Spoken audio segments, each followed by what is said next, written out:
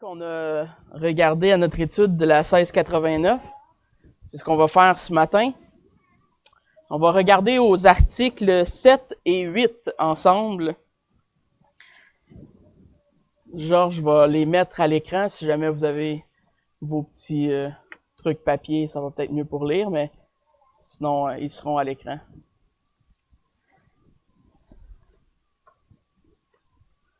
Quand on sera rendu à l'article 8, tu viendras... Ah, tu vas penser à tout.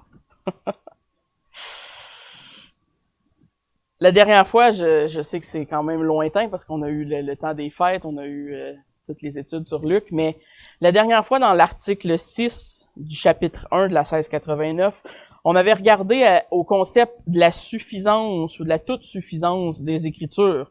Le fait que les Écritures en soi soient suffisantes pour tout ce que nous avons besoin dans nos vies. Et on a regardé en plus à ce qui était considéré comme le conseil de Dieu. Qu'est-ce que ça sous-entend quand on utilise le terme « tout le conseil de Dieu ». Et ce matin, on va enchaîner dans cette réflexion, dans l'article 7 et l'article 8, qui nous parle plus spécifiquement par rapport aux Écritures de la clarté des Écritures.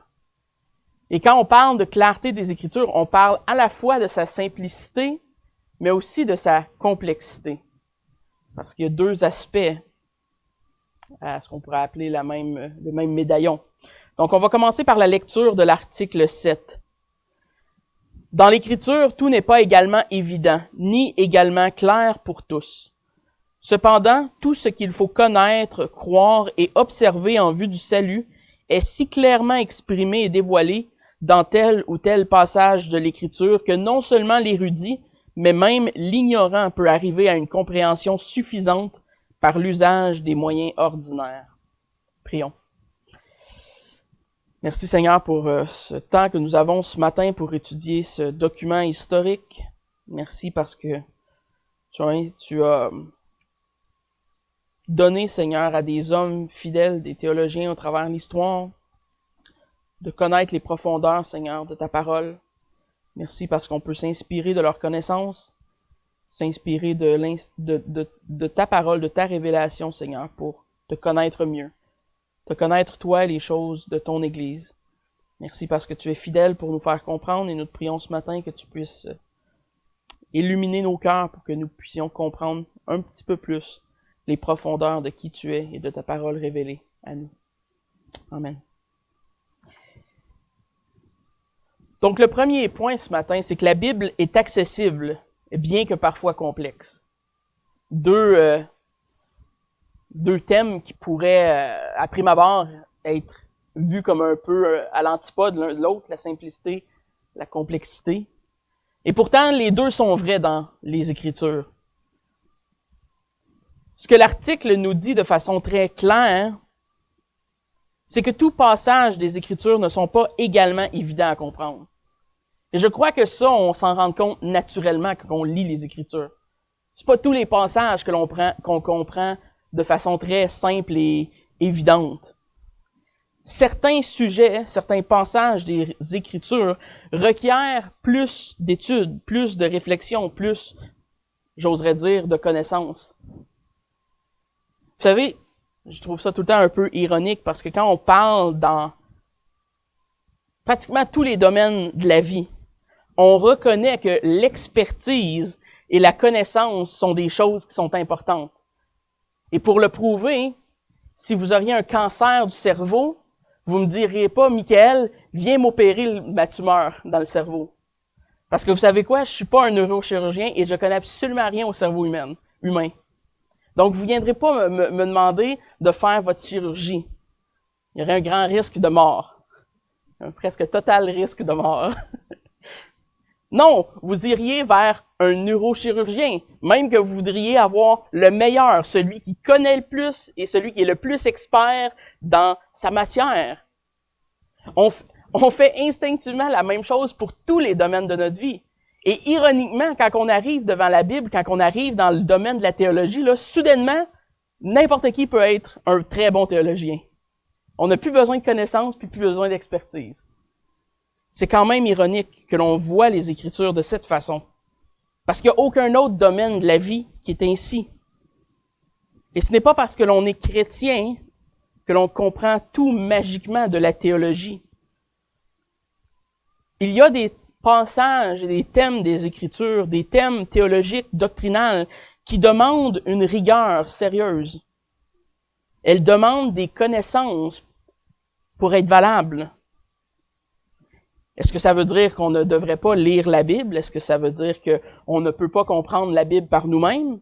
Est-ce qu'on revient à une forme de catholicisme romain où est-ce que le clergé disait aux gens de ne pas lire la parole de Dieu parce qu'ils ne pourraient pas la comprendre? Non, absolument pas. Ce n'est absolument pas ce que cet article, ni ce que je dis ce matin. La majorité de la Bible, incluant tout ce qui nécessite à notre salut, l'article 5 nous l'exprime de façon expressément claire. Elle est claire par exprès. Dieu voulait que ce soit clair. Donc l'homme n'a aucune excuse devant Dieu s'il ne comprend pas le salut. C'est ce que ça veut dire. Il va même dire que n'importe quel ignorant, quelqu'un qui ne connaît pas grand-chose, c'est un ignorant. Un ignorant peut connaître ce que le salut est. Pourquoi? Ben parce qu'on était tous ignorants et Dieu nous a révélé ce qu'était le salut. Donc la majorité de la Bible est claire, de telle sorte que n'importe quel chrétien habité de l'esprit et ayant la foi peut la comprendre à salut. Ceci étant dit, l'article nous avertit quand même que certaines portions des Écritures sont plus complexes et requièrent plus d'efforts, plus de connaissances, plus de compréhension. Et il y a un danger à ne pas reconnaître cela et à penser que n'importe qui peut devenir le meilleur théologien avec aucune expertise, aucune étude et aucune connaissance. Ça peut être très dangereux. Et on l'a vu à travers l'histoire que ça peut être dangereux et que ça peut mener l'Église et les brebis à croire toutes sortes de sottises sur ce qu'enseigne la Bible. Et pour vous illustrer ce matin que cet article de la confession de foi est un souci légitime, est-ce que c'est réellement la Bible qui nous en avertit? On peut voir ensemble ce que Pierre écrit des lettres de son compagnon d'œuvre, Paul. Dans 2 Pierre 3, 15 à 16, on lit ceci. « Croyez que la patience de notre Seigneur est votre salut. Comme notre bien-aimé frère Paul, et là c'est Pierre qui écrit, vous l'a aussi écrit, selon la sagesse qui lui a été donnée. C'est ce qu'il fait de toutes les lettres, où il parle de ces choses dans lesquelles il y a des points difficiles à comprendre, dont les personnes ignorantes et mal affermies tordent le sens, comme celui des autres Écritures, pour leur propre ruine. » Pierre avait compris lui-même, Pierre qui était un homme intelligent quand même, j'imagine, avec l'esprit, l'illumination, qui admettait lui-même que Paul, son niveau d'écriture, des fois, était un peu complexe à comprendre.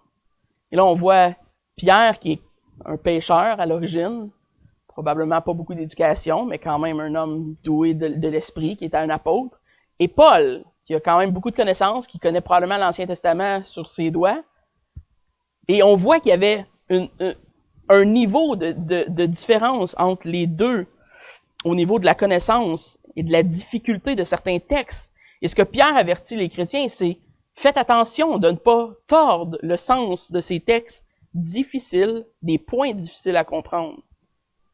Donc, il y a ici un avertissement clair dans la parole elle-même. Ce n'est pas notre confession qui invente cette complexité des Écritures, juste parce qu'on veut garder un certain contrôle puis qu'on veut avoir des élites théologiens pour enseigner. C'est pas le but. On ne doit pas être berné à croire qu'une lecture simpliste et sans effort des Écritures est tout le temps ce qui est requis pour la bonne connaissance.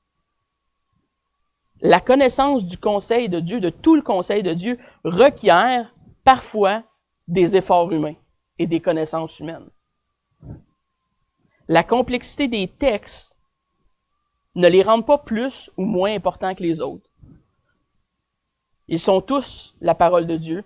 Ils sont tous inspirés. Et ça nous incombe à nous, à ceux que Dieu choisit parmi son peuple, d'interpréter ces textes. Et finalement, Pierre avertit les chrétiens dans ce texte qu'il y a un danger de tordre les Écritures. Il y a toujours un danger de tordre les Écritures, peu importe la simplicité ou la complexité du texte que l'on prend. Si on le comprend mal, Pierre parle de deux façons qu'on peut les tordre, soit par ignorance, ou soit par le fait qu'on est mal affermi. Et donc, si on se fie à ce que Pierre nous dit, les deux ne sont pas une excuse. On ne doit pas être mal affermi et on ne doit pas être ignorant. Et il y a deux façons de ne pas le devenir. Soit on acquiert la connaissance nécessaire pour étudier les textes, ou on se réfère à des gens qui ont acquéré cette connaissance. Et je crois que c'est la raison que Dieu donne des docteurs, pasteurs, docteurs à l'Église.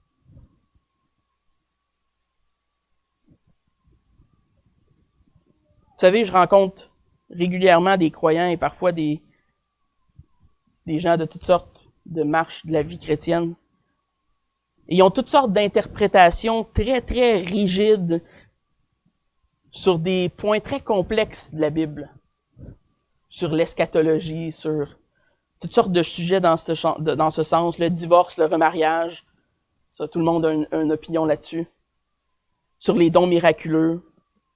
Sur plein d'autres sujets.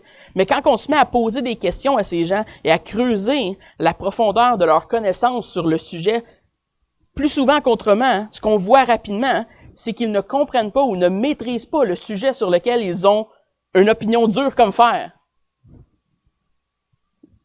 Malheureusement, ces gens sont souvent offusqués quand on questionne leur raisonnement, mais ils ne réalisent pas que c'est plus dangereux de croire quelque chose dur comme fer sans avoir le fondement de ce pourquoi on croit, que de juste admettre dans l'humilité qu'on ne sait pas ou qu'on n'est pas sûr. Vous savez, c'est correct de pas tout savoir. Vous savez, j'ai absolument rien contre les gens qui ne partagent pas la même opinion que moi sur toutes les choses. Il y a une tonne de gens, il y a des gens ici qui ne partagent probablement pas toutes mes opinions. Mais il faut savoir pourquoi on croit certaines choses. Il faut être capable de rationnellement défendre nos points bibliquement. Sinon, il vaudrait mieux ne pas être convaincu. Et c'est ça la leçon. Si on est convaincu à tort, c'est plus dangereux que de juste être humble et reconnaître qu'on ne le sait pas. Et donc, il faut faire attention de ne pas s'enorgueillir dans ces choses qu'on ne maîtrise pas nécessairement. Il y a un danger à ne pas être assez humble devant la parole pour la reconnaître, pour reconnaître que certaines choses dans celle-ci vont au-delà de notre compréhension et que l'on a besoin d'aide pour la comprendre. On doit prendre ces avertissements de Pierre au sérieux et ne pas s'enorgueillir. J'aime bien penser que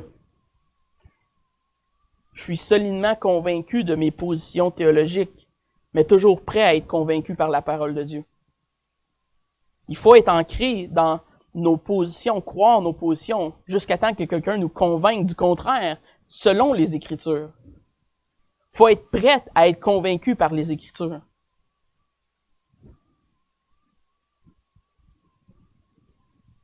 Donc, il faut à la fois avoir cette balance d'humilité et de confiance, que Dieu nous illumine et qui nous guide dans ce qui est nécessaire, dans ce qui est clair, dans la vérité du salut. Et que soit il va nous donner les connaissances ou mettre des gens sur notre chemin à travers le biais de l'Église et du corps local. Et je crois que c'est l'importance, justement, d'appartenir à un corps local, être membre d'une Église, d'un corps local, pour recevoir ces choses qu'on ne serait peut-être pas capable nous-mêmes de recevoir dans la parole. Du moins, je crois que c'est une des fonctions de l'Église, il y en a beaucoup plus. Là. Faisons attention de ne pas être trop imbu de soi-même face à la parole de Dieu. Cette complexité de certains passages des Écritures est d'ailleurs l'une des raisons pour lesquelles un ancien qui enseigne régulièrement doit avoir le don spirituel d'enseigner, celui dont Paul va parler dans les lettres pastorales, dont il va faire référence à Timothée. C'est la raison que c'est nécessaire. Mon professeur d'herméneutique dans le temps de Sembec, qui s'appelle Philippe Bonicel, pour ceux qui le connaissent, un homme vraiment bien, a été le premier par son cours sur l'herméneutique, qui est l'interprétation des Écritures, à me faire réaliser la responsabilité d'un berger à exposer les Écritures dans toute leur profondeur pour ceux qui auraient de la difficulté à le faire par eux-mêmes. Et vous savez, c'est une réalité. Ça fait partie des tâches et des dons que Dieu donne aux hommes qui enseignent l'Église. Et donc, je n'ai jamais oublié ces paroles de ce cours jusqu'à aujourd'hui. Je m'efforce de le faire chaque semaine pour vous. Par la grâce de Dieu, je ne suis pas parfait, moi non plus. Mais c'est une des raisons pour lesquelles vous devez prier pour vos pasteurs. Un des rôles du pasteur, du berger, du docteur, peu importe le titre qu'on lui donne, c'est d'éclairer les Écritures pour que tous les brebis, ignorantes ou ultra savantes, peu importe, puissent comprendre les textes de la Bible, qu'ils soient clairs ou qu'ils soient complexes. On a eu un bon exemple de certains textes difficiles quand on a vu Luc 9, on a parlé du jugement d'Israël, la destruction de Jérusalem, toutes sortes de textes qui sont plus difficiles à interpréter si on n'a pas certaines notions historiques. Il y a plein d'exemples de ces textes-là dans la Bible. Mais je prends réconfort dans le sens où la 1689 nous rassure cependant que tout ce qui a trait au salut est d'une évidence tellement flagrante et est tellement simplement exprimée et révélée de sorte que l'homme n'a aucune excuse pour ne pas comprendre ces portions des Écritures. L'érudit comme l'ignorant peuvent comprendre le salut annoncé par les Écritures. La seule chose qui fait qu'on ne comprend pas, c'est notre chair et notre péché, notre rébellion à Dieu. Et donc, devant le salut, tout homme est égal. Évidemment, ce commentaire à la base implique qu'on ait en tête l'article 6 qu'on a regardé là, quasiment 2 mois. Probablement que vous l'avez plus en tête, mais on parle ici de des gens qui sont des chrétiens, de des gens qui peuvent être ignorants dans le sens où non sont simples, mais qui sont néanmoins illuminés par l'Esprit de Dieu. Et je crois sincèrement que le plus simple d'entre les chrétiens est infiniment plus intelligent que les gens du monde qui sont perdus dans leurs péchés. Parce que Dieu nous donne cette illumination de l'Esprit qui est nécessaire par les moyens, comme le dit l'article, les moyens ordinaires de la foi, à comprendre le sens salutaire des Écritures. Ce ne sont pas des pages mortes pour nous, puisque nous sommes habités du Saint-Esprit et que nous avons cette capacité de comprendre le salut. Et c'est une bonne nouvelle en soi, c'est-à-dire que la Bible et son message principal du salut est accessible à tout homme par des moyens ordinaires. Et on n'a pas besoin d'être de grands étudiants, de grands théologiens, de grands érudits de la parole pour comprendre ce message. Et ça, c'est une très bonne nouvelle.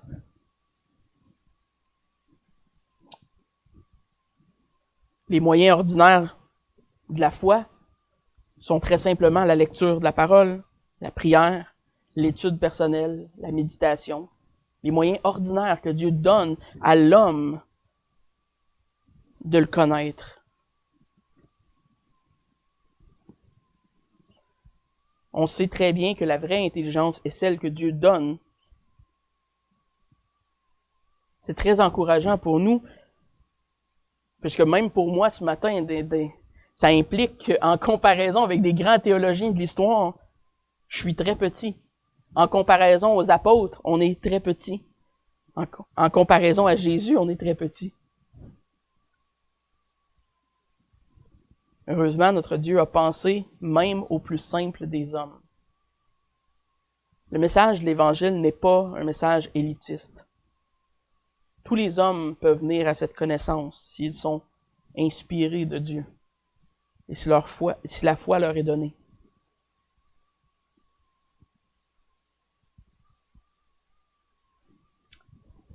Personne ne sera perdu de par sa simplicité. Personne n'aura l'excuse d'arriver devant Dieu et de dire « Ah, mais tu sais, je suis pas vraiment éduqué, je comprenais pas. J'étais pas capable de lire, je comprenais pas le message de l'Évangile. » Personne n'aura ce luxe. Je loue Dieu que la foi chrétienne ne soit pas, justement, élitiste et réservée aux érudits. Et dans ce sens, l'homme n'a aucune excuse. C'est intéressant de voir que l'article 7 inclut dans tout ce qu'il faut pour le salut, elle inclut 3 choses. Elle inclut ce qu'il faut connaître, ce qu'il faut croire et ce qu'il faut observer. Ce qu'il faut connaître, c'est-à-dire notre état devant Dieu, le fait que l'on est pécheur, la sainteté de Dieu, le fait qu'on est pécheur face à la sainteté de Dieu, la nécessité d'être pardonné, la croix de Christ, le salut, son œuvre. Il faut connaître ces choses. C'est impossible que quelqu'un soit sauvé s'il ne connaît pas la croix de Christ. Impossible. Ce qu'il faut croire, il ne faut pas seulement connaître, il faut croire que Dieu est saint, que nous sommes pécheurs. Il faut le connaître, mais il faut le croire, qu'on a besoin de repentance, qu'on a besoin de la croix de Christ. Christ qui est parfait et qui est mort à notre place à la croix. Il faut croire que la parole est inspirée de Dieu. Et il faut finalement observer. On pourrait dire observer la loi morale des 10 commandements, ce qui est un résumé de la loi morale. L'amour de notre prochain, une vie intègre, conforme à notre foi malgré notre faiblesse, malgré nos chutes, malgré la repentance quotidienne. Il faut observer, il faut connaître, croire et observer. Et ça, ce sont les choses qui sont nécessaires. Tout ce qu'il faut pour le salut. Donc cet article nous rappelle que tout ce que nous avons besoin pour vivre en tant que chrétiens est inscrit dans la parole de Dieu. Et ça nous ramène à la toute-suffisance des Écritures qu'on a vues dans l'article 6. Que l'espoir du salut est clairement et simplement proclamé par la parole, par l'Évangile qui est contenu. Plusieurs chrétiens aujourd'hui se posent des questions, j'en fais partie parfois, des questions sur leur vie et qui attendent des réponses magiques ou on peut les appeler mystiques. On attend que quelque chose se passe, qu'on ait des réponses à quelque part. Et souvent, on aimerait qu'ils viennent comme dans la forme d'un rayon de lumière qui brise le ciel, les cieux, puis là, on se dirait « Ah, ça, c'est ma réponse! » On est un petit peu mystique dans notre façon qu'on attend. On devrait plutôt s'encourager les uns les autres à faire ce que la Bible nous dit, à ouvrir la parole, à étudier les textes de celle-ci, à la scruter, à scruter la révélation de la parole de Dieu pour les problèmes que l'on a, à faire de bons choix. Au lieu de chercher ce moment magique, ce coup de foudre émotionnel où tous les astres semblent s'aligner pour nous donner une réponse toute cuite dans la bouche. C'est plus de travail de rouvrir les Écritures puis de sonder et de scruter l'Évangile.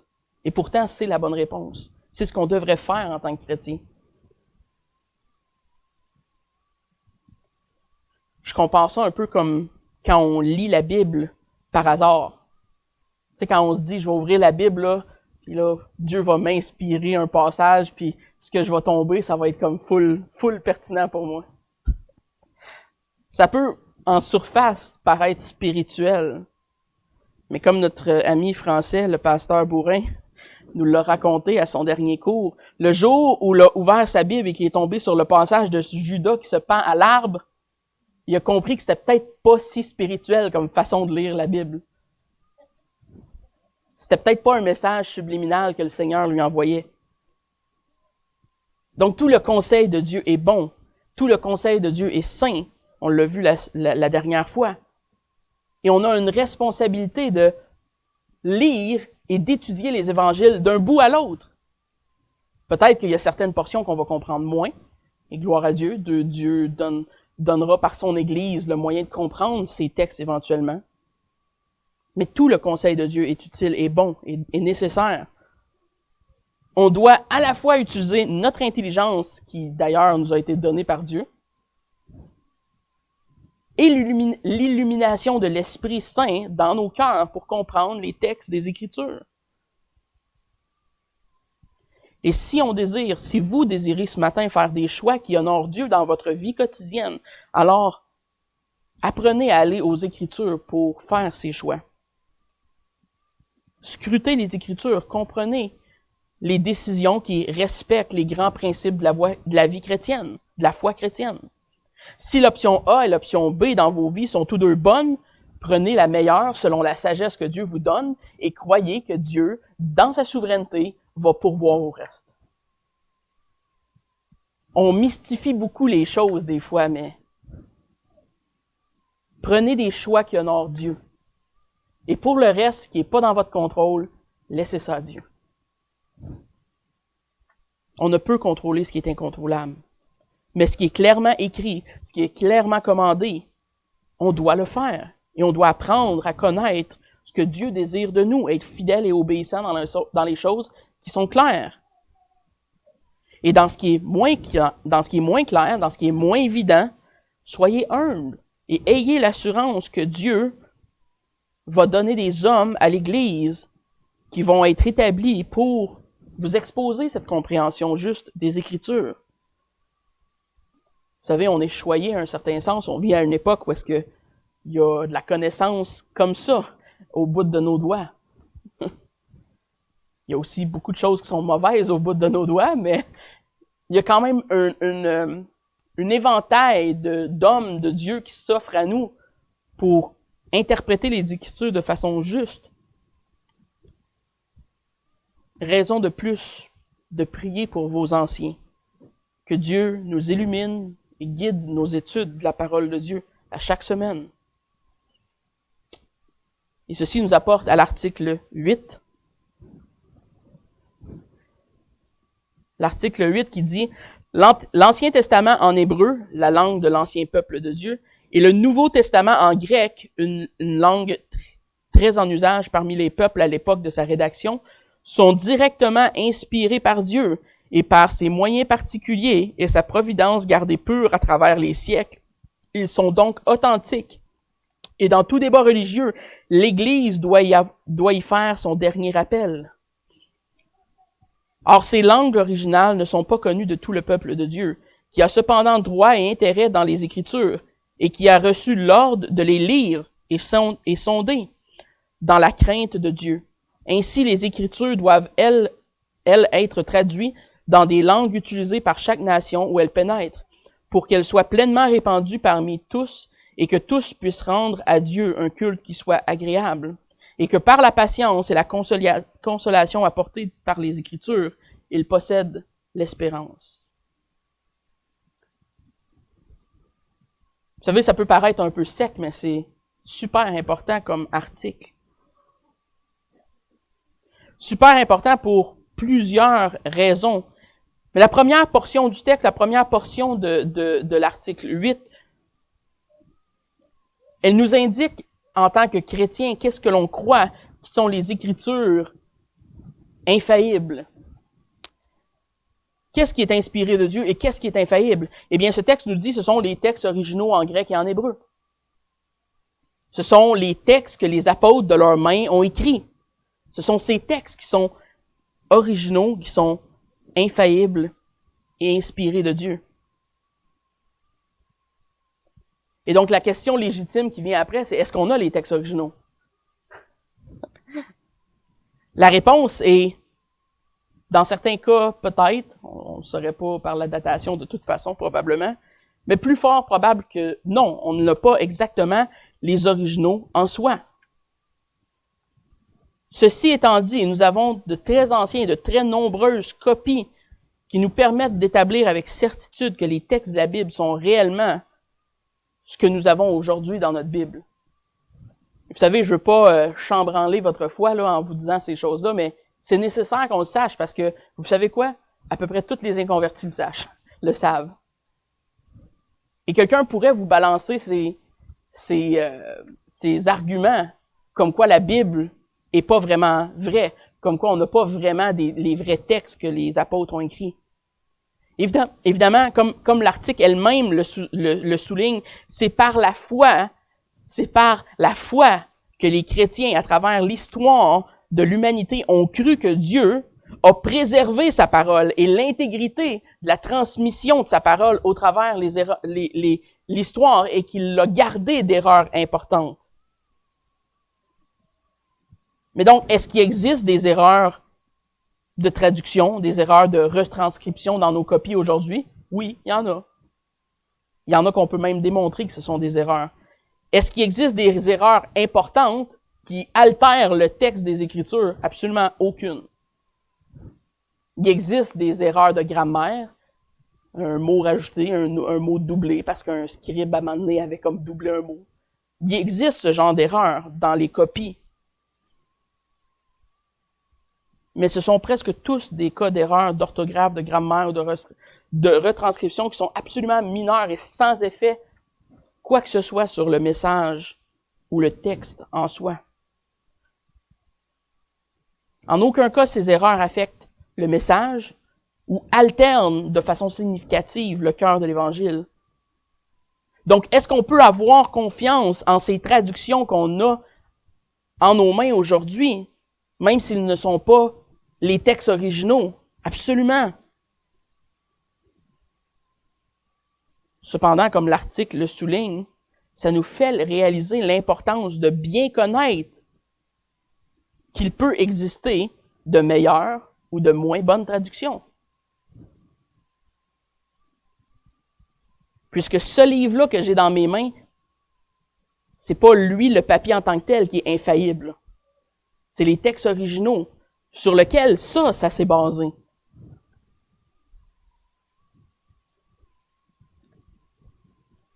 Puisque ce sont seulement les textes originaux qui sont inspirés de Dieu, qui ont été écrits par la main des apôtres, en grec et en hébreu. Il y a une nécessité pour nous aujourd'hui de comprendre comment sont venues à nous ces choses, de comprendre qu'il y a des moins bonnes traductions. Il y a des meilleures traductions.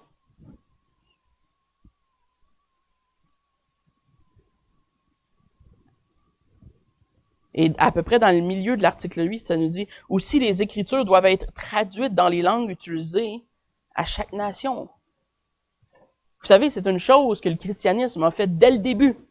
Aller parmi les nations et traduire la parole dans les langues, dans les dialectes dans lesquels elle était. Pourquoi? Parce qu'on est convaincu que c'est elle qui peut amener la foi. Parce que c'est elle, l'Écriture sainte, qui peut nous convaincre à salut. C'était d'ailleurs le souci de Luther quand il s'est... Bien évidemment, Dieu l'a, par sa providence, l'a amené dans le château de Wartburg, où il était en quelque sorte quasiment prisonnier, là, mais il a utilisé ce temps pour traduire le Nouveau Testament dans un dialecte allemand. Et les protestants d'Allemagne, de cette section, ont eu le Nouveau Testament dans leur langue pour la première fois. Parce qu'il avait une profonde conviction que la parole de Dieu doit être accessible à tout homme. Puisque c'est elle qui a le pouvoir de convaincre à salut. Et depuis le début du Nouveau Testament, les hommes ont travaillé avec acharnement à produire des traductions fidèles et adaptées aux différents langages que l'on retrouve sur la terre. Au point tel qu'on peut dire que la Bible est de loin le livre le plus traduit, qui a le plus de traductions, de plus de langues qui existent dans le monde.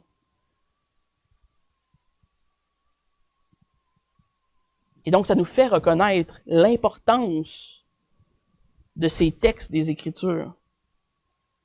Certaines traductions vont être plus littérales, d'autres plus dynamiques, c'est-à-dire qu'ils vont traduire plutôt les idées que les mots. Ultimement, si on ne lit pas le grec et l'hébreu, on doit se fier sur des traductions.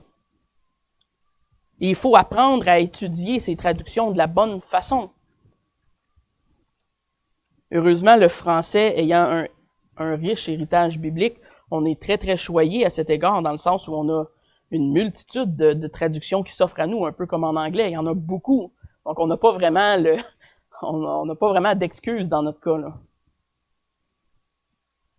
On peut avoir pleinement confiance que ce que nous avons entre les mains est le message de Dieu et la parole de Dieu. Bien que certains libérales ont essayé et essayent encore, à travers l'histoire, d'utiliser cette réalité qui a toujours été crue par les chrétiens à travers l'histoire pour détruire notre confiance en la Bible, la quantité et la qualité de preuves qui existent dans les anciens manuscrits de la Bible sont plus nombreux, vous savez, que les preuves que Jules César a existé.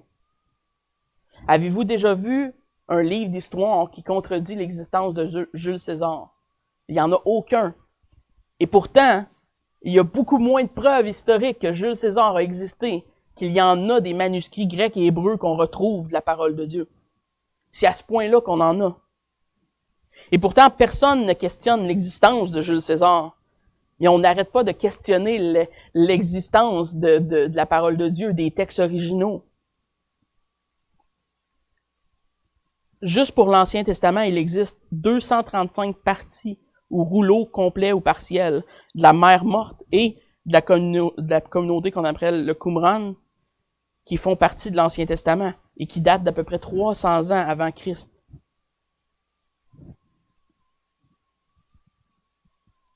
Vous savez, il n'y a pas vraiment de document historique aussi vieux de lequel on a autant de preuves.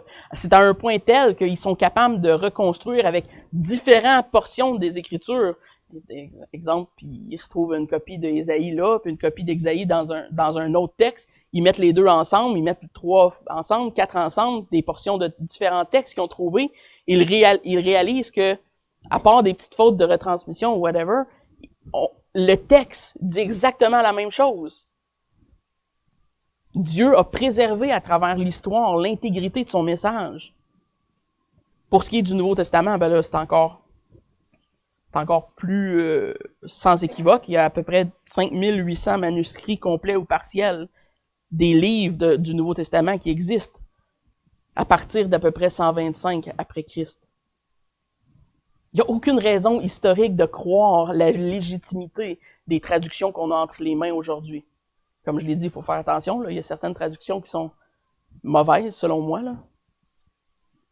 Mais la plupart des traductions qu'on a entre nos mains sont minimalement bonnes et justes et n'altèrent aucunement le message qu'on peut y lire. Vous savez, 125 AD, là, on parle même pas d'un siècle après la mort de Christ, où il y a des chrétiens qui ont commencé à écrire, à retransmettre les lettres que les apôtres, les lettres et les épîtres que les apôtres avaient été inspirés à écrire et qui étaient déjà en circulation parmi les églises. Ça veut dire que par le temps que les apôtres avaient établi l'Église du Nouveau Testament et qui écrivent le Nouveau Testament, certains de leurs propres disciples à eux avaient déjà la main sur une portion du Nouveau Testament.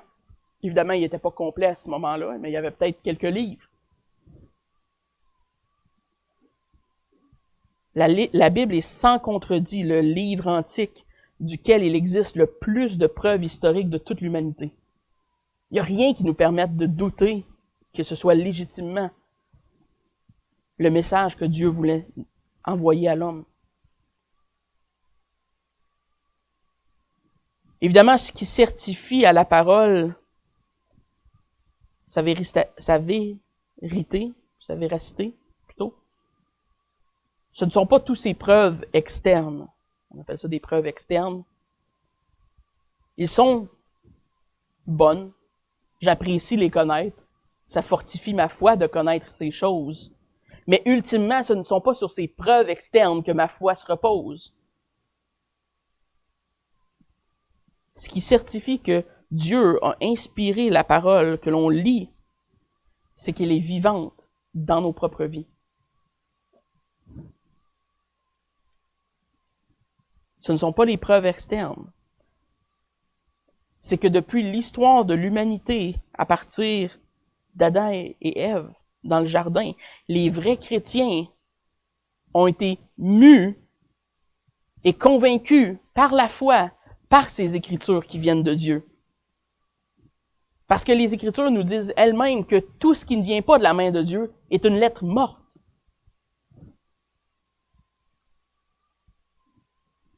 On peut reconnaître que ces preuves externes sont intéressantes, qui sont bonnes pour notre foi, qui nous réconfortent dans plusieurs sens. Mais ultimement, notre foi repose sur le fait que Dieu rend ces choses vivantes dans nos vies et qu'on est convaincu qu'ils sont légitimes et véritables. L'emphase de ces deux articles ce matin est mise sur la nécessité des chrétiens d'étudier les Écritures saintes. La nécessité et la responsabilité que nous avons devant Dieu de prendre au sérieux ce que Dieu a révélé à l'humanité.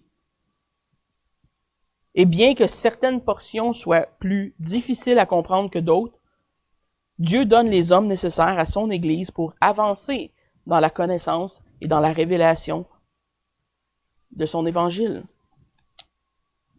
Ça nous enseigne aussi que la Bible est l'ultime autorité en matière de foi. Elle est notre référence absolue. Comme l'article 8 le dit, quand il y a des débats, en matière de choses spirituelles, ultimement, c'est à la parole qu'on se réfère pour avoir le dernier mot.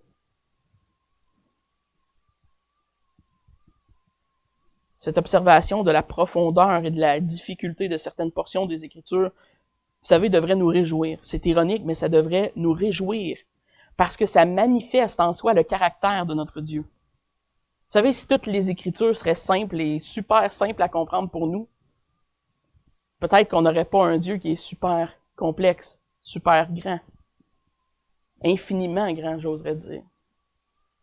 Le caractère et la profondeur des Écritures manifestent l'auteur des Écritures. Et c'est la raison qu'on pourrait lire la Bible pour 300 ans dans nos vies et quand même y trouver encore des perles de richesse après tout ce temps. Parce qu'elle est d'une profondeur infinie à l'image de son auteur, Dieu. Nous avons confiance en cette parole qui est le fondement sans erreur de notre foi, qui est le guide de notre vie pour tout chrétien depuis l'histoire de l'humanité. Dieu a préservé sa parole au travers l'ange, et bien qu'il pourrait y avoir des erreurs d'orthographe, il n'y a aucune erreur morale, aucune erreur dans le sens des textes. On a la responsabilité de l'étudier avec tout le sérieux et toute la capacité que Dieu nous donne. Et on a la responsabilité d'être humble là où on en est incapable. On est à la fois réjoui par la simplicité du message et du salut, parce qu'on est tous sauvés par ce message, et on est à la fois humilié et réjoui par le fait qu'elle est complexe à l'image de son auteur, et qu'on peut y creuser infiniment et y trouver de profondes richesses. Mais en toute chose, on sait qu'elle renferme ce qu'on a désespérément besoin. La parole inspirée de Dieu révélée aux hommes pour notre salut et pour la gloire de Dieu. Et donc, je termine ce matin avec ce passage dans Colossiens 3,16 qui résume parfaitement le besoin de cette parole inspirée que nous avons tous et chacun. Colossiens 3,16 qui nous dit que la parole de Christ habite parmi vous abondamment. Instruisez-vous et exhortez-vous les uns les autres en toute sagesse, par des psaumes et par des hymnes, par des cantiques spirituels chantant à Dieu dans vos cœurs sous l'inspiration de la grâce. Prions. Merci Seigneur ce matin de nous montrer, Seigneur, à quel point ta parole est un trésor inépuisable. Merci parce que tu rends les pages de ce livre vivant dans nos vies. Parce que tu nous convaincs, Seigneur, parce que tu nous donnes la foi nécessaire pour croire que ces choses viennent de ta bouche. Merci parce que nous voyons dans nos vies que ces paroles sont vivantes. Merci d'avoir gardé à travers l'histoire de l'humanité cette parole, de ne pas l'avoir laissée se corrompre.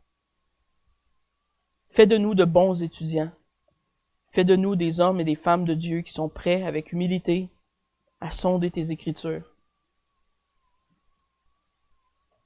Merci parce que tu donnes à ton Église, Seigneur, tous les dons nécessaires pour comprendre et vivre de ce pain quotidiennement, de cette nourriture spirituelle que ta parole est. Nous voulons, Seigneur, te louer, te rendre gloire pour cette Église ici à Actonville, que tu puisses continuer à la faire fructifier. Mais surtout, Seigneur, que tu puisses continuer à faire de nous un flambeau pour ta gloire. Amen.